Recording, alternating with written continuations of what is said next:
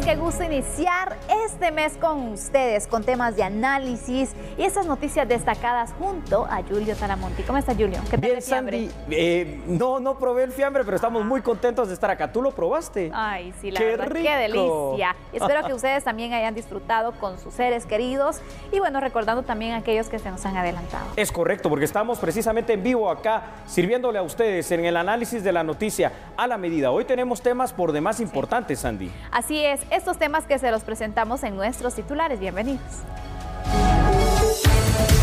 Cementerios fueron abarrotados. Guatemaltecos realizaron diversas actividades por el Día de Todos los Santos, recordando a sus difuntos.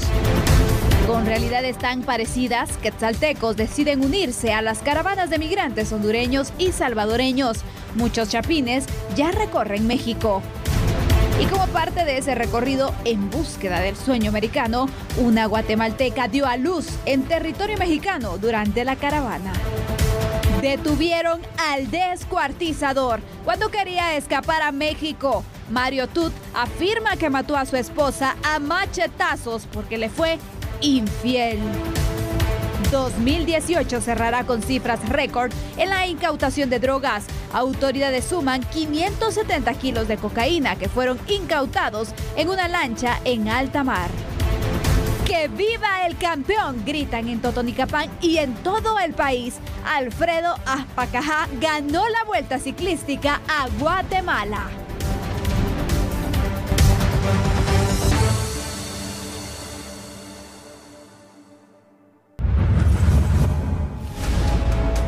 Iniciamos hablando del tema migratorio porque al menos un grupo de 200 quetzaltecos han optado por integrarse a las caravanas de migrantes hondureños y salvadoreños en búsqueda del sueño americano.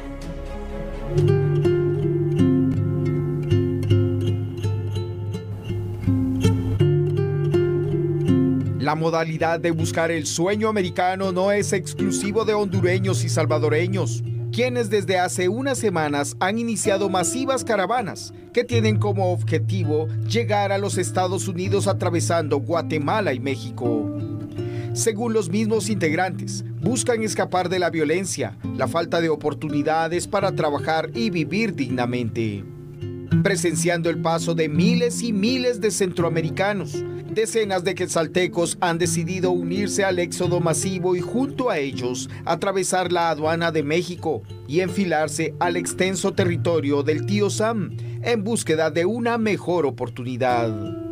Partiendo del punto que las realidades que atraviesan Honduras y El Salvador no difieren con la de Guatemala, no es de extrañarse que muchos guatemaltecos hayan tomado también la decisión de dejar su tierra y acompañar en la travesía a los vecinos del sur. Guatemaltecos que ya se encuentran junto a hondureños y salvadoreños en los estados mexicanos de Oaxaca y Chiapas afirman que se van del país al no encontrar una oportunidad de trabajo que les permita cubrir los gastos de sus familias. Y en algunos casos aislados, hay algunos que intentan iniciar un negocio, pero son amenazados, intimidados y en el peor de los casos asesinados por grupos de extorsionistas. Por estas y otras razones afirman que han optado por migrar.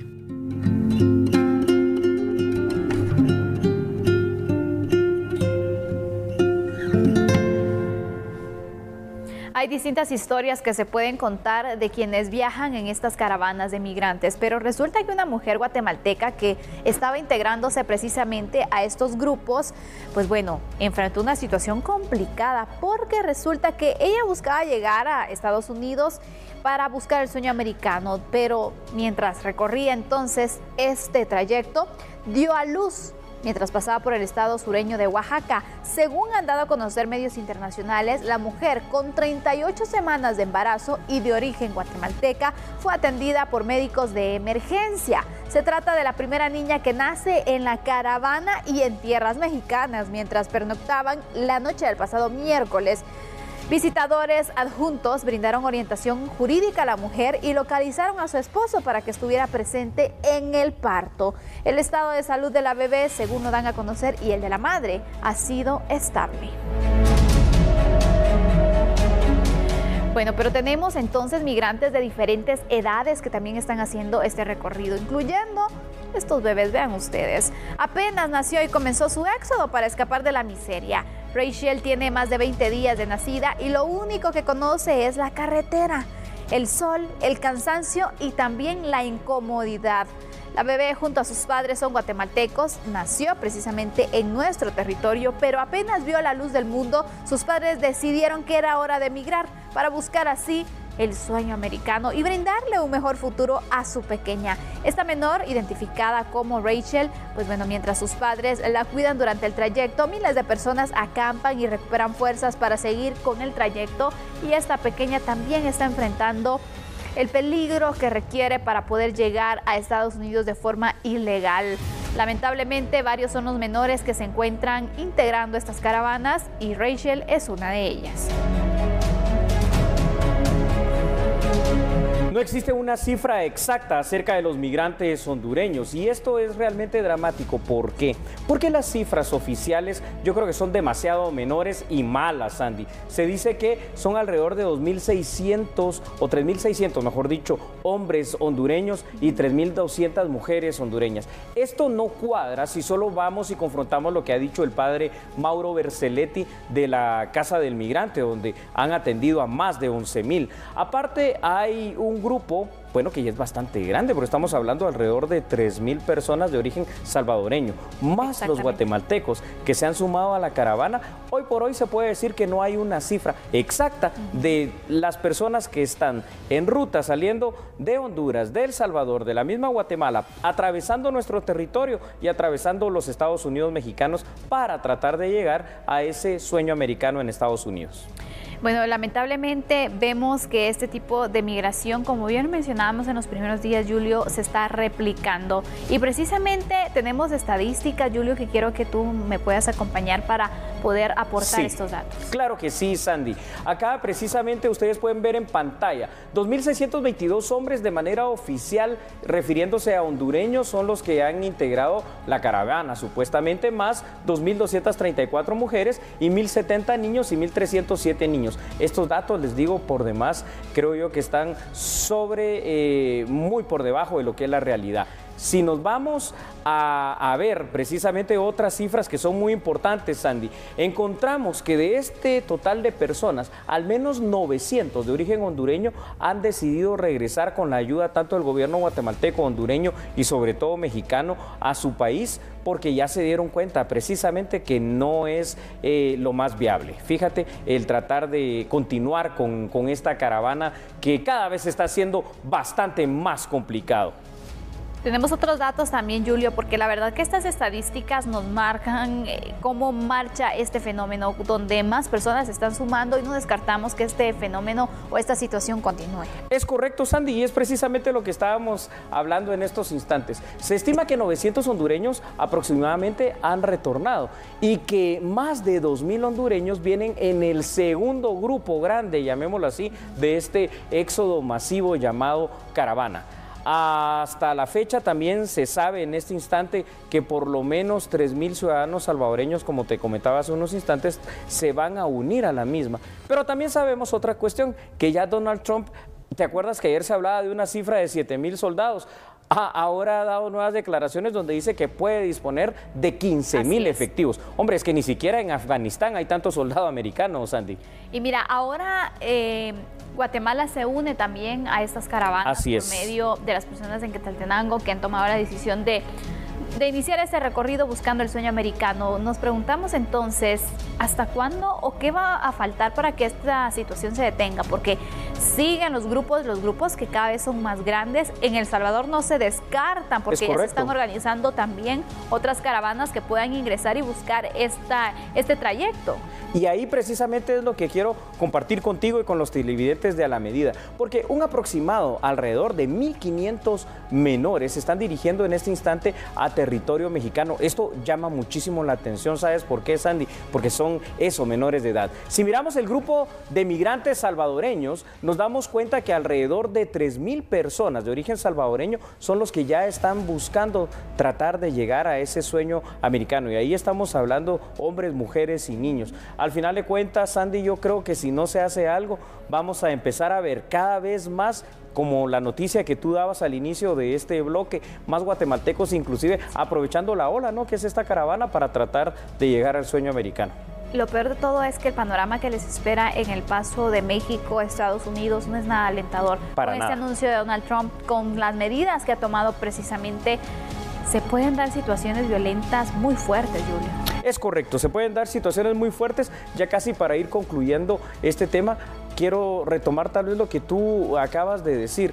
A Donald Trump, tú sabes la postura que ha tenido a lo largo de estas semanas. Y precisamente los soldados americanos ya llegaron, ya están ahí establecidos, listos, prestos y dispuestos para detener la caravana de migrantes a la fuerza, ¿verdad? Y también, de alguna manera, un general, fíjate, de la Fuerza Aérea Norteamericana confirmó la llegada del primer grupo de tropas a la frontera. El ejército entonces americano, junto con el Departamento de Seguridad Nacional y los agentes de la patrulla fronteriza, ya están trabajando para comprender mejor la naturaleza y la composición de la caravana. Cientos de soldados, entonces, Sandy, los tenemos ya concentrados en la frontera y, repetimos una vez más, inclusive el señor Donald Trump dice que, si es necesario, va a disponer de hasta 15,000 efectivos militares para frenar esta migración. Y ¿sabes una cosa? Está teniendo un gran éxito en las encuestas, ahorita que la próxima semana son las midterm elections. Y bueno, hablando de eso y reforzando lo que tú comentabas acerca de los soldados, son cientos de soldados que ya se están concentrando entonces fuertemente.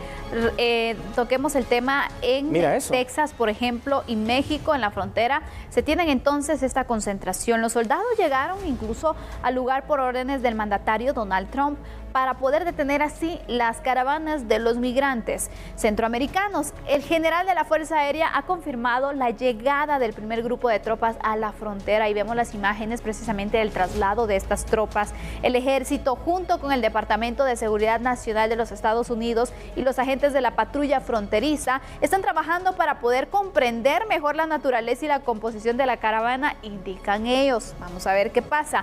Pero lo cierto es que cientos de soldados entonces ya se están concentrando fuertemente en Houston, en San Antonio, Texas, para esperar así que les envíen órdenes de cómo actuar, dónde ubicarse en la frontera con México y de esta manera entonces iniciar con el operativo, el despliegue que tienen de seguridad en los puntos fronterizos. Julio, qué complicado es, porque sabemos que el entrenamiento militar obviamente es muy diferente al que puede tener, por ejemplo, alguien encargado de la seguridad fronteriza. No, totalmente diferente, porque los militares están hechos para atacar a un enemigo que se supone que también está armado, que es altamente peligroso. Exacto. Los migrantes, es decir, pues no son soldados, hay que decirlo, y tampoco, pues aunque algunos de ellos, imaginémonos que de verdad algunos de ellos puedan ser parte de las pandillas, pero es que, Sandy, ahí van niños, ahí van mujeres, y ahí la mayoría de las personas que van son víctimas absolutamente de todo lo que está sucediendo, y son personas, yo me atrevería a decir, hasta bastante buenas, que lo que están buscando es una oportunidad.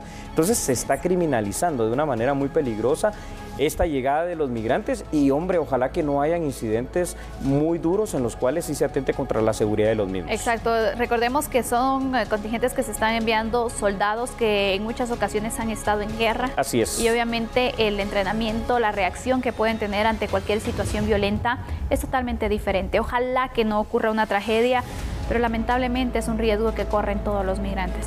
Julio, ¿nos vamos a la pausa? Claro que sí, Sandy. En este instante vamos a la pausa, pero usted por favor no cambie, porque recuerde una cosa, somos a la medida.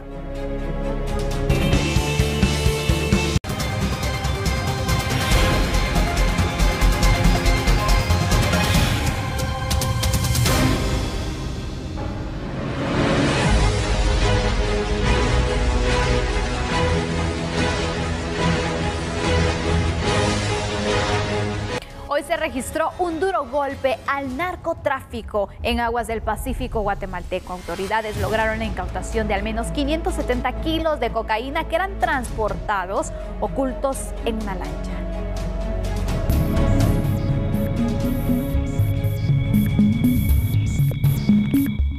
Las estrategias implementadas por elementos antinarcóticos siguen dando resultados positivos en todo el territorio nacional.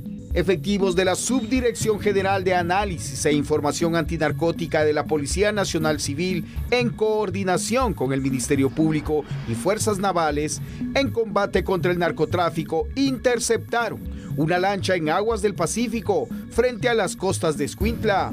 Luego de hacer una revisión exhaustiva de la embarcación, se logró encontrar un doble fondo en la lancha, en el cual eran transportados 570 kilos de cocaína, valorados en 58.562.797 quetzales.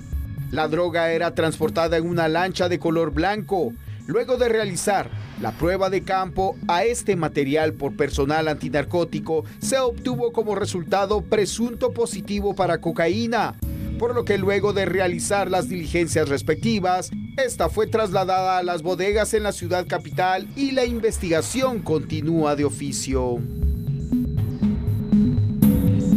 Bueno, los delincuentes siempre buscan diferentes formas para evadir la justicia, para transportar estos ilícitos. Según las autoridades, durante este año se han incautado más estupefacientes que el año anterior. Una de las formas más curiosas que han utilizado los narcotraficantes precisamente para traficar esta droga es a través de lanchas, dulces tradicionales, encomiendas con cajas, entre otros, y por supuesto las denominadas mulas humanas, es decir, las personas. Y ahí inclusive, Sandy, a través de submarinos, avionetas, por vía terrestre, en caletas, y bueno, es incontable, inimaginable cómo es que ellos logran mimetizar la droga. Dios mío, de verdad. Mira, yo me sorprendo porque sabemos también que las autoridades, las fuerzas de seguridad y todo, las fuerzas que están tratando precisamente el tema del combate al narcotráfico, con lo poco que tienen, así es, están logrando estas incautaciones. No me imagino si se les dota entonces de estos radares, de toda la tecnología para poder detectar más los cargamentos, porque en ocasiones, por falta de este tipo de tecnología, también logran evadir. Eso es absolutamente correcto, Sandy. Yo creo que hay que brindarle una felicitación, ¿no?, a las fuerzas, particularmente el Ejército de Guatemala, que son las que han estado encargadas de estas incautaciones, que por demás son incautaciones históricas. Es decir, mira, solo en este último cargamento, una droga valorada en más de 58 millones de quetzales, Sandy. Es decir, nunca antes, en ningún otro año, en toda la historia de Guatemala, en la incautación de drogas, se había logrado tener tanto éxito. Pero, ojo, porque eso también significa una cosa: si estamos incautando tanta droga, es porque está pasando muchísima más. Y esto es lo que nos debe de alertar, ¿verdad, Sandy? Por supuesto. Y mira, al final las aguas del Pacífico se han utilizado tanto para ese traslado. Es decir, hay muchos puntos ciegos que son aprovechados por estas estructuras y que no sabemos la cantidad que todavía está pasando utilizando precisamente nuestras aguas. Tiene razón, y precisamente referido a eso que tú estás diciendo, tenemos unos datos que son muy importantes para que podamos analizarlo en casa.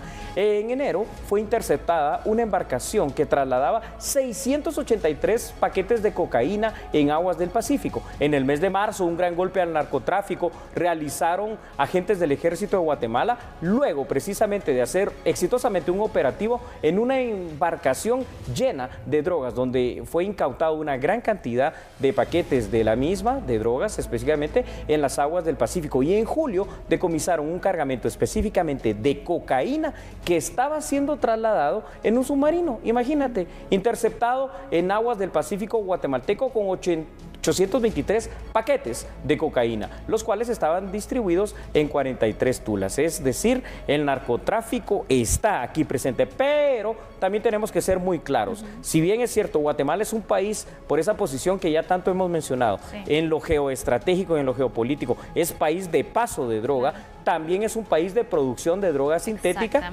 Sandy, y nos estamos convirtiendo en un país de consumo de droga, lo cual es más lamentable todavía. Por supuesto. Mira, ayer se daba también el tema de la ubicación de un narcolaboratorio. Correcto. Y precisamente nos da la pauta de que cómo se está elaborando y cómo se está utilizando precisamente lo que tú decías, Guatemala como un país productor de esta droga, donde pues traen ciertos insumos, ciertos ilícitos de otros países, pero aquí entonces se está utilizando este territorio. Si lo vemos en cualquier parte, ya sea aéreo, ya sea terrestre o marítimo, hay peligro de que continúen estos cargamentos de drogas pasando a territorio mexicano y posteriormente a Estados Unidos, que es el mayor destino. Es que ahí tenemos dos graves problemas con lo que acabas de mencionar. Número uno, el gran destino de la droga en el mundo es el gran mercado norteamericano.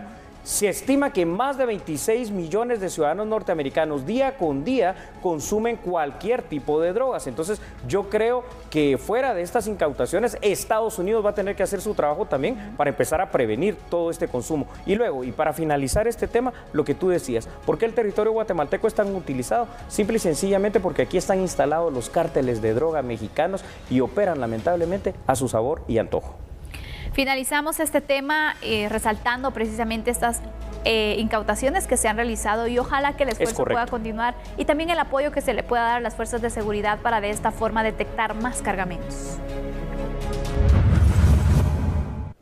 Conozcamos otras noticias, especialmente las judiciales, porque antes que finalice este 2018, en 3 juicios que se desarrollan en tribunales de mayor riesgo, exfuncionarios del sistema carcelario, un excaibil y reos acusados de asesinar a unos agentes de la Policía Nacional Civil podrían conocer si a criterio de quienes los juzgan son inocentes o culpables de los señalamientos que el Ministerio Público tiene en 3 casos.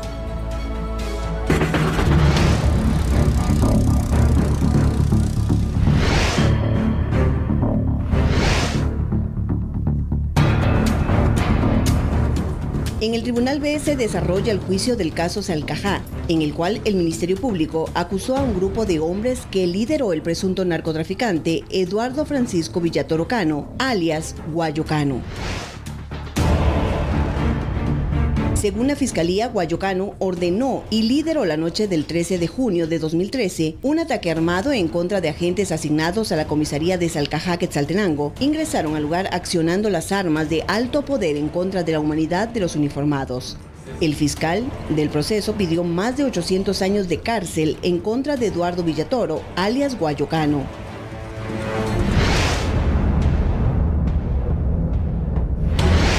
En otro tribunal son juzgados 7 hombres, entre estos 2 exfuncionarios del sistema carcelario, Edgar Camargo, conocido dentro de la red ilícita como el Vikingo, y Eddie Fisher.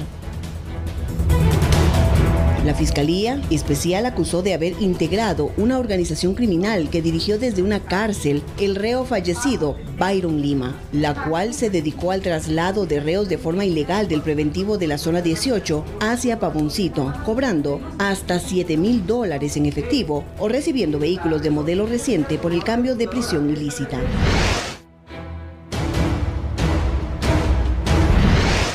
Y por último, en el Tribunal C de mayor riesgo, los jueces resolverán la situación legal del excaibil Santos López Alonso, acusado por delitos de guerra. Según la Fiscalía, en 1982 participó en un ataque armado en contra de la población de la comunidad 2R en Petén, en donde varias personas fallecieron. Además, el fiscal del proceso dijo que, como botín de guerra, López Alonso se llevó a un niño de 5 años y con documentos falsos lo registró como hijo legítimo. Estos 3 juicios podrían finalizar la segunda semana de noviembre, con los veredictos de los tribunales resolviendo si los acusados son inocentes o culpables. Siempre en el ámbito judicial, el proceso a Roberto Barreda de León, principal sospechoso de la desaparición de Cristina Siecaviza en julio del 2011, solicitó en el juzgado B de mayor riesgo discutir la posibilidad de beneficiarlo con un arresto domiciliario. Aquí en A la Medida, la información. El viernes 9 de noviembre de 2013, las autoridades de Guatemala fueron informadas sobre la ubicación y captura de Roberto Barreda de León en Mérida, Yucatán, México. Existía una orden de aprehensión internacional en contra de Barreda de León por ser el principal sospechoso de la desaparición y posible muerte de su esposa Cristina Siecaviza en 2011. A 5 años de su captura en el vecino país, el procesado solicitó a través de su abogado defensor que el juez Miguel Ángel Gálvez analice y decida si es prudente otorgarle un arresto domiciliario. y el sistema de justicia no está operando como debiera ser, de que la justicia sea pronta y cumplida. Adicionado a ello, consideramos que vamos a presentar elementos que han variado las circunstancias primitivas del proceso y pensamos que nos acojan nuestras peticiones a efecto de que Roberto Eduardo Barreda de León pueda enfrentar un juicio ya en libertad con una medida sustitutiva. El defensor jurídico espera que en los próximos días sea notificado de la fecha y la hora de la celebración de la audiencia, pues considera que en 5 años ha cambiado las circunstancias del proceso, por lo cual en el 2011 el juzgador ordenó prisión preventiva para Roberto Barreda. En primer lugar, consideramos de que tiene que ser este año debido a que es una situación no de fondo ni de discusión, sino únicamente en cuanto a la revisión de la libertad, que tiene prioridad sobre cualquier otra situación que se dé en cualquier otro proceso que esté a cargo del juzgado de alto riesgo. A 7 años de la desaparición de Cristina Sicavisa, las autoridades desconocen su paradero. Un tribunal analiza separar a Roberto Barreda de otros procesados para iniciar con el juicio y resolver si participaron en el hecho criminal del 2011. Cuando regresemos de la pausa le daremos a conocer una de las capturas recientes que se llevó a cabo. Usted va a quedar sorprendido con las declaraciones de este asesino. Es correcto, Sandy, nos referimos de El Carnicero. Después de la pausa, ya volvemos. Somos a la medida.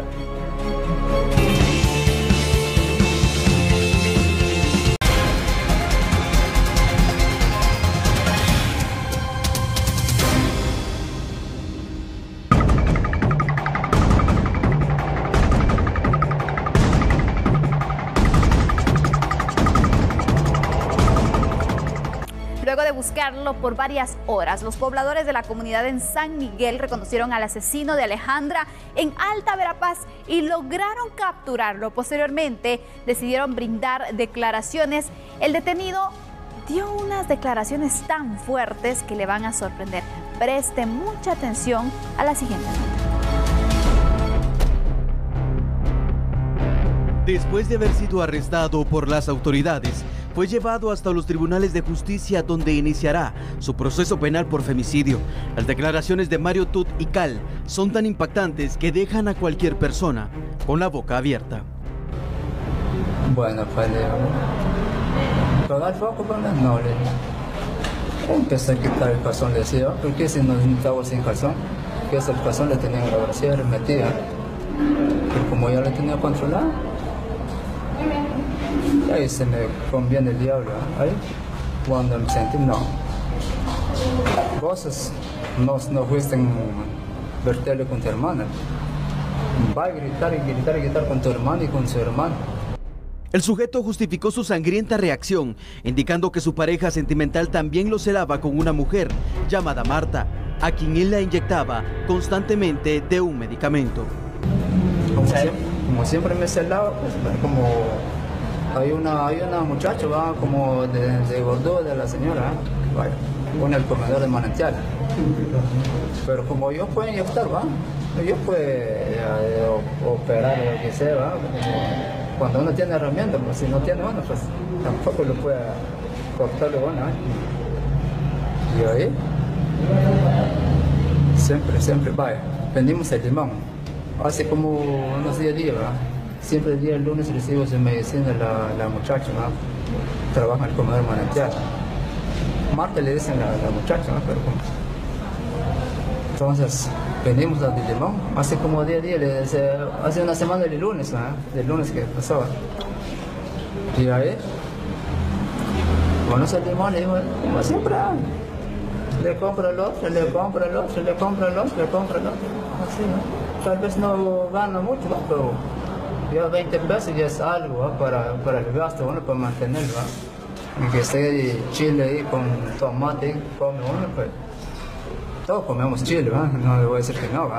Entonces, ¿sí? Vamos a comprar cosas, ¿no? Y el aceite se me olvidó traerme. Vamos a comprar con la mano, pero ya está ahí, ya es mi vecino, ¿no? Pero está bueno, ¿no? Cuando el día lunes fue en la noche, ¿no? Fue como a las 7, va de la semana pasada, de esta semana que fue. Entonces, y ahí, don Mario, mejor dame mi medicina que yo una vez, inyectame una vez. Pero no sabía yo que es celosa.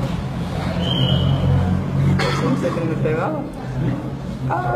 Cuando empezó a recibir la medicina, ¿cómo te gustó la nave esa muchacha? No, me pegó otra vez. La noche antes del crimen, según el carnicero, discutió acaloradamente con su esposa.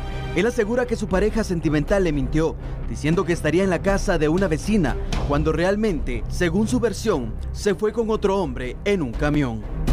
No me estás controlando, vale. Cosas mentiras, yo te vi que vos te montaste en el camión. Por eso te voy a llevar. Decime, no, allá estaba cuando me llamaste. Te llamaste, se llama una mujer, la vecina de la comedora. ¿Cómo que no? No te vi cuando vos viniste, pues, yo vi que te... Cuando, mira, ya cuando me viene el día, cuando le zampé el machete. Y estaba sin calzón. Si te hubiera puesto la ropa, tal vez no hubiera movido nada. ¿Y ese quién fue que te quitó? No, mi amor, mi coche estaba mojado. ¿Y querés que te voy a chimar así? Yo así no me gusta. A veces te llevo al diablo, y una vez. Siempre te he aguantado. A veces es el único nada más. Mario Tut y Cal dice sentirse arrepentido de lo que hizo y admitió que se encontraba lúcido al momento del macabro crimen. El sujeto indicó que no bebe, no se droga y tampoco sufre ataques de demencia. Es decir, que la muerte de Alejandra es el resultado de la furia de sus celos. Afirmativo, así es. Se arrepiente, bueno, pero como le dijo ya, le conviene el diablo, ¿Estabas tomado? ¿Tomás? No, yo no tomo. Como le digo, no encontré, ¿va? Ella me dijo que no. ¿Sí te arrepentiste entonces de haberlo hecho? Sí. Tras su captura, a Mario le espera un largo proceso judicial, del cual está difícil que salga impune. Aunque le esperan años de cárcel, lo cierto acá es que nada, absolutamente nada, le devolverá la vida a Alejandra.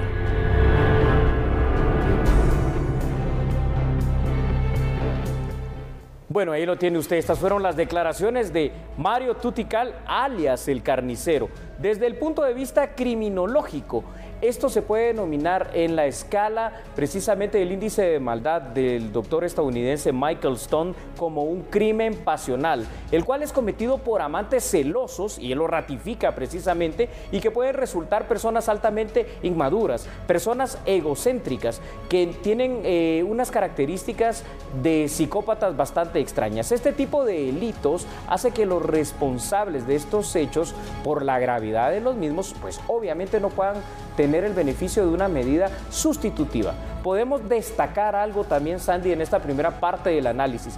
Los pobladores decidieron entregar a Mario Tut y Cal y no hacer justicia por su propia mano, que eso hubiese podido haber sido algo tan fácil. Y están confiando ahora en nuestro sistema de justicia. Qué bueno por ellos. La verdad que sí. Al inicio, recordemos entonces que la gente estaba tan indignada que ellos fueron los que le dieron seguimiento. Correcto. Y eso también hay que aplaudirlo. La población se unió, empezó a buscarlo en conjunto con la policía porque se pusieron de acuerdo, y eso permitió que al momento de entregarlo, de encontrarlo, lo entregaran a las autoridades por esa coordinación que se tenía entre la ciudadanía y la policía. Por ello digo yo que no se dio entonces que lo mataran, lo quemaran vivo, lo lincharan. Sí, le dieron unos cuantos golpes, pero dijeron no, que se encargue la justicia, y es una buena muestra, y ojalá que se pueda hacer justicia, para que de esta forma le demos un mensaje a todas esas poblaciones que a veces desconfían precisamente del sistema. Definitivamente, Sandy, eso es lo que ahora creo yo todo el mundo clama: justicia. No le va a devolver la vida a Alejandra, pero será lo menos que se puede esperar. Más temprano, en esta misma tarde, escuchaba una llamada con la hermana de Alejandra, de la víctima, y dice que ya este señor, Mario Tut y Cal, tenía pues un antecedente de ser altamente violentos, tanto él como su familia. Entonces aquí creo que parte del análisis también tiene que ser lo siguiente, Sandy: cuando estas situaciones pasan, a la primera vaya y denuncie y ponga las medidas de seguridad pertinentes, porque si no, mire hasta dónde se puede llegar. Exactamente. Y en el caso de Alejandra, según daban a conocer también, ella ya había denunciado violencia por parte de Mario Tut. pero cuando él se da cuenta que lo había denunciado, entonces la obliga a retirar la denuncia y ella lo hace. Pero esto puede dar una alerta también a las autoridades de lo que puede estar sucediendo. Yo creo que tienen que tener especialistas para poder determinar entonces hasta qué momento una mujer es obligada a retirar este tipo de denuncias. Aparte de ello, como antecedentes, a Mario ya lo habían expulsado de una comunidad, Julio, por estos comportamientos violentos, porque generaba peligro o era una amenaza latente para los pobladores. Entonces lo expulsaron y fue allí donde se va precisamente la aldea San Miguel. Tiene todo un largo antecedente entonces de hechos delictivos, criminales y de problemas. Tenemos más información para poder seguir haciendo este análisis y que en casa puedan acompañarlos en el mismo. Para la legislación guatemalteca, este tipo de hechos se denomina femicidio. El femicidio es precisamente la muerte violenta, con desprecio y con gran saña, como pasó en este caso, de un hombre hacia una mujer, y tiene una pena máxima de 50 años de privación de libertad. A la persona que ha cometido este hecho, si la pena de muerte al día de hoy estuviera vigente y positiva, se le podría aplicar. No es el caso, entonces Mario Tutical está arriesgando una pena de entre 25 a 50 años tras haber cometido este atroz hecho, este atroz crimen en contra de su conviviente, de su pareja Alejandra. Ahora, a mí lo que me preocupa aquí, Sandy, es que no hay ninguna garantía de que esto no lo haya hecho antes o que no lo vuelva a hacer, porque además dice la familia de la víctima que ya amenazó que el día que salga, no importa cuándo sea, va a regresar a cobrar venganza. Aparte de ello, una de las posibilidades que se estaba considerando precisamente con él es que no reciba prisión carcelaria, sino que se vaya al hospital o a la salud mental, a Federico Mora, hablemos entonces, para que le realicen los estudios psicológicos y que de esta forma pueda pues cumplir un tipo de condena, pero diferente. Leve. Y la verdad es de que sería muy leve, Julio. Sería muy leve, ¿sabes, Sandy? Porque estoy seguro entonces con lo que tú dices, que tienes absoluta razón.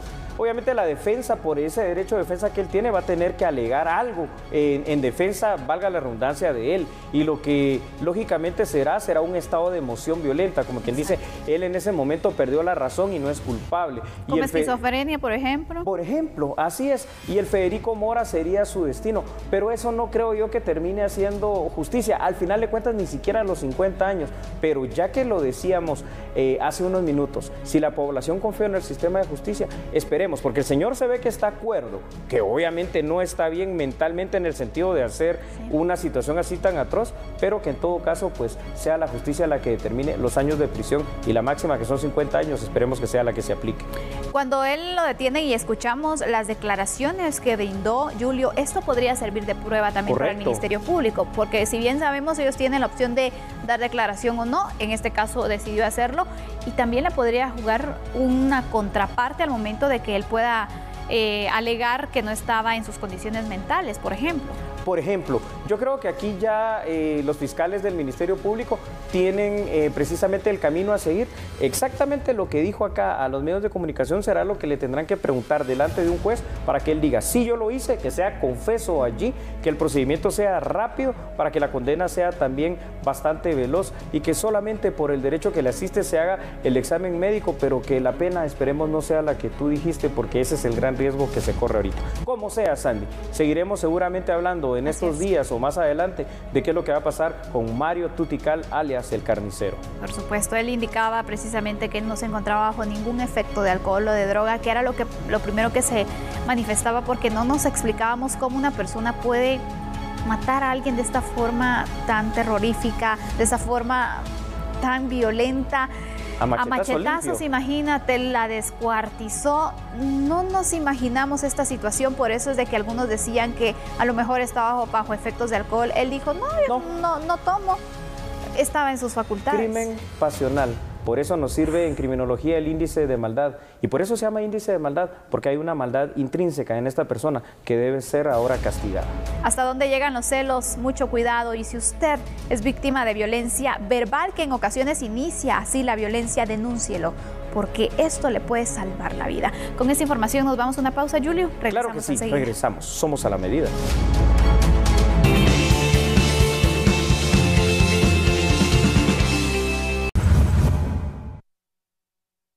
Gracias por continuar con nosotros. Hablemos de estas noticias nacionales destacadas. El número de solicitud de pruebas psiquiátricas por parte de privados de libertad presentan un incremento considerable según las autoridades del INASIF. Ciertos privados de libertad que aún se encuentran bajo algún proceso penal han utilizado las pruebas forenses como método de defensa, según el director del INASIF, lo que ha generado un incremento en la solicitud de evaluaciones. Evaluar a las personas privadas de libertad. Ha habido un crecimiento exponencial en la necesidad de evaluaciones. Es a partir de, obviamente, la apertura de ciertos casos de personas con cierto perfil político que empezó este fenómeno. El instituto es requerido a veces hasta 2 o 3 veces a la semana para evaluar a determinadas personas y ya no es solo un fenómeno que se haya quedado con personas políticamente expuestas, sino es algo que todos los demás ahora aprendieron y es una cantidad exorbitante de solicitudes de evaluaciones. El director de dicha institución también expresó que muchas de las evaluaciones solicitadas no corresponden al INASIF. También las autoridades judiciales en algún momento tengan la apertura y la posibilidad de un análisis más detenido de la situación para determinar qué cosas sí le competen al instituto y qué situaciones no.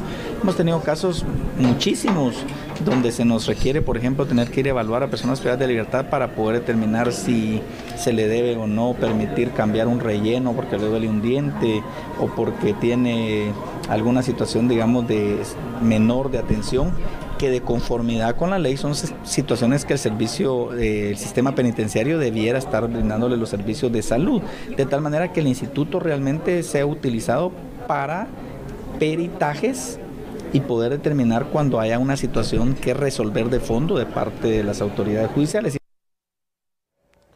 Expedientes de Fiscalía Especial contra la Impunidad de Quetzaltenango serán trasladados a la FECI en Guatemala para su ejecución, luego del cierre temporal de la Fiscalía en ese departamento.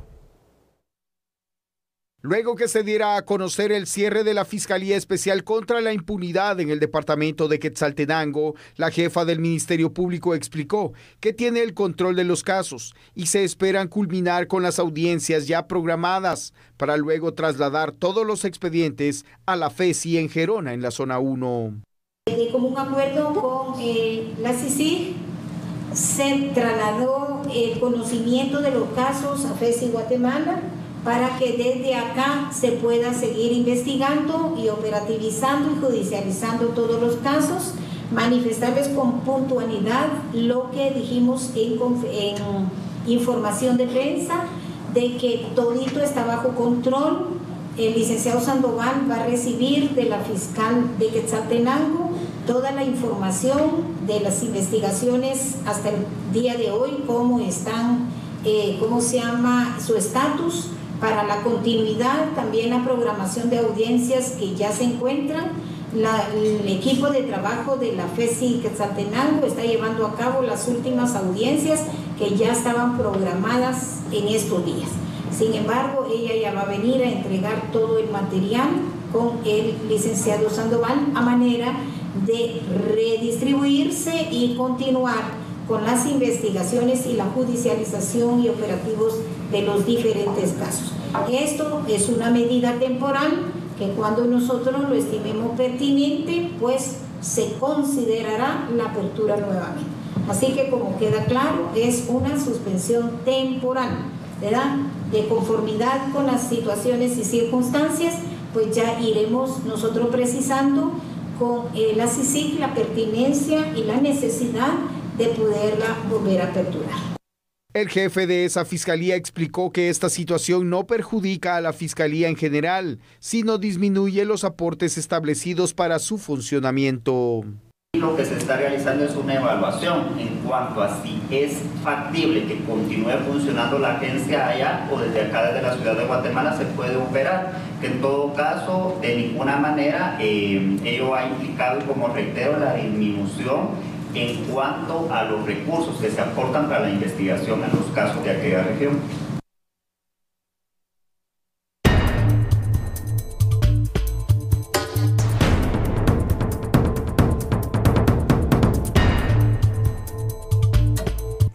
Alfredo Ajpacajá se coronó como campeón de la edición número 58 de la Vuelta Ciclística a Guatemala.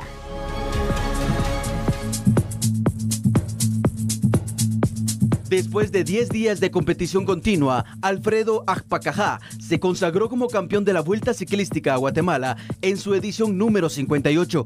Con orgullo, con mucho sentimiento y corazón, el ciclista de Totonicapán tocó el cielo con sus manos y se consagró como el campeón de la competición frente a decenas de ciclistas más. Su esfuerzo físico fue soberbio, su entrega fue de corazón y el alma pegada en los pedales hizo que Alfredo llegara hoy a lo más alto del podio. Estaba escrito: desde la tercera etapa de la vuelta, Alfredo Ajpacajá se apoderó del suéter amarillo para no soltarlo y aferrarse a la vanguardia. El hijo predilecto de Totonicapán, originario de la aldea Barranaché, dedicó su triunfo a Dios, su familia, su equipo de trabajo y todos aquellos guatemaltecos que depositaron su confianza en él. Los momentos clave que le permitieron tomar la delantera en la competición fue en la carrera individual a contrarreloj y la cronoescalada entre el mirador de Chichicastenango y Piedra María Tecún, etapa en la que superó al campeón de montaña, el colombiano Jason Rincón. Dorian Monterroso obtuvo el título de categoría de metas volantes y el equipo de Décora Cabaños se coronó como bicampeón de la segunda vuelta de manera consecutiva. En los premios de montaña, el título fue para el competidor colombiano Radio Cadena Sonora llevó a cabo la premiación de los barriletes más creativos durante esta temporada, regalando más de 12 bicicletas. Veamos la información acá en A la Medida. Terminó la Vuelta Ciclística, pero no quedó todo allí, porque Radio Cadena Sonora y sus marcas patrocinadoras premiaron a varios guatemaltecos que salieron a las calles a mostrar sus barriletes expresando su fiel sintonía.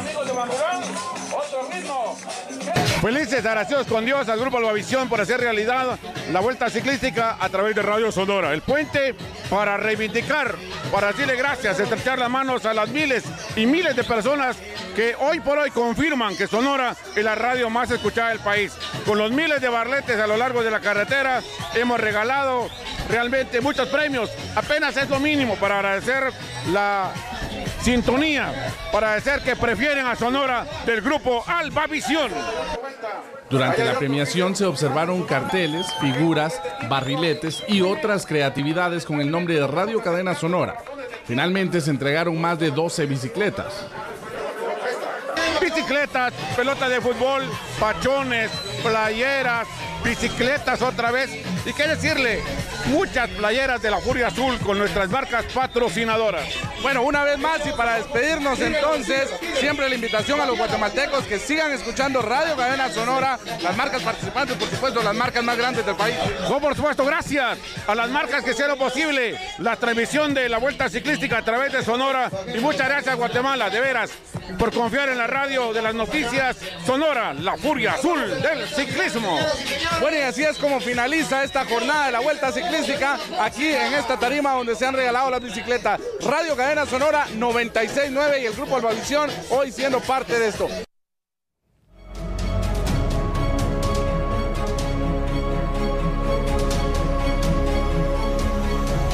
De esta manera finalizamos. Agradecemos su sintonía. Feliz noche. Feliz noche, Sandy. Los esperamos el día de mañana, siempre aquí en vivo a las 21 horas. Feliz noche.